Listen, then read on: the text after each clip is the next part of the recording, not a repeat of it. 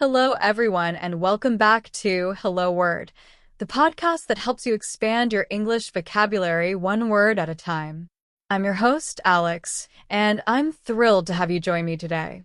Our word for today is context, a very useful noun you'll hear all the time. So, what does context actually mean? Well, context, at its most basic, refers to the circumstances or facts that surround a particular event, statement, or idea and help to explain its meaning. Think of it as the background information that gives things their significance. It's all about understanding the situation around something. Without context, things can be easily misunderstood. Imagine someone says, "That's great." Without knowing the context, you wouldn't know if they're being sincere or sarcastic. Were they just offered a promotion, or did they just drop their ice cream? The context is crucial. Now, let's explore some synonyms for context. Words that have a similar meaning.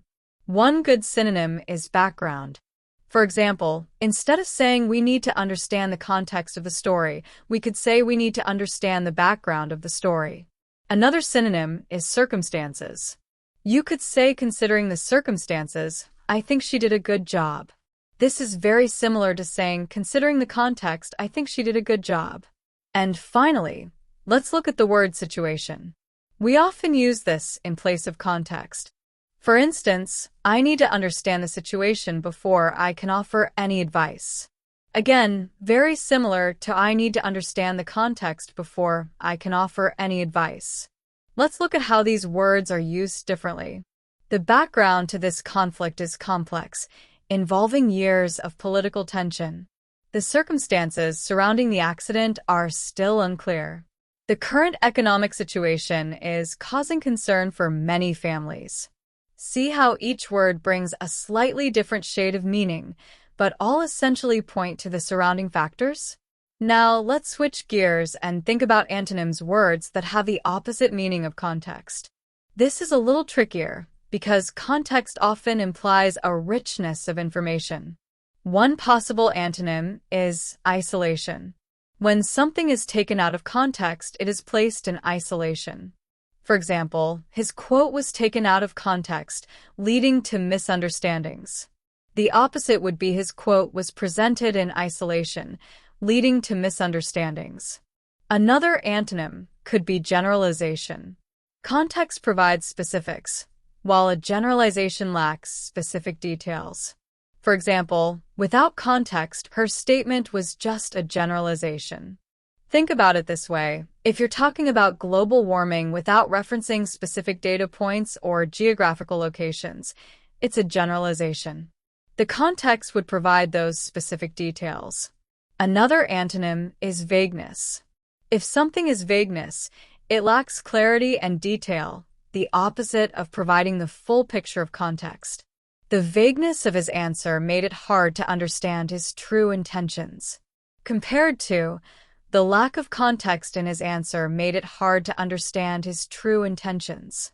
Okay, so how can we use context in everyday life? Well, let's say you hear someone laughing. The context is everything.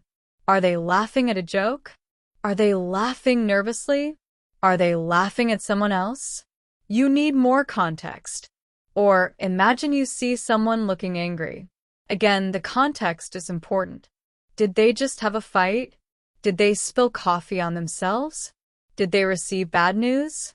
Understanding the context helps you understand their reaction. Another common phrase is out of context.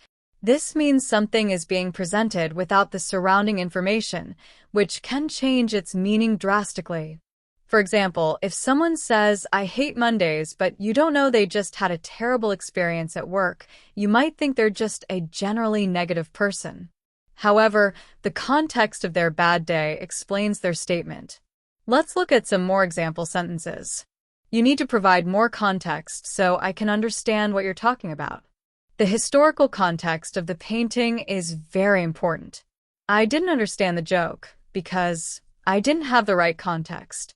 It's important to consider the cultural context when traveling to a new country. He deliberately took my words out of context to make me look bad. Can you give me some context on this situation? The letter provides the necessary context for understanding the events. The political context is crucial to understanding the election results. Reading the book gives you the historical context of the movie. I need more context before I can make a decision. Understanding the scientific context is key to interpreting the experiment. I missed the beginning of the conversation, so I lack the context. The news report didn't provide enough context, leaving viewers confused. The context of the email made it seem urgent. The teacher provided the historical context before starting the lesson. So, to recap, context is the surrounding situation that provides meaning. Synonyms include background, circumstances, and situation. Antonyms include isolation, generalization, and vagueness. Understanding context is vital for effective communication and avoiding misunderstandings. Thank you so much for joining me on Hello Word today. I hope you found this episode helpful in expanding your English vocabulary. Now, before you go, I have a small favor to ask. If you enjoyed this episode, please subscribe to our podcast and leave us a review. Your support really helps others find our show and learn English. Also, I'd love to see how you use the word context in your own sentences. Please share a sentence using the word context in the comments below this video. I can't wait to read them. Until next time, happy learning!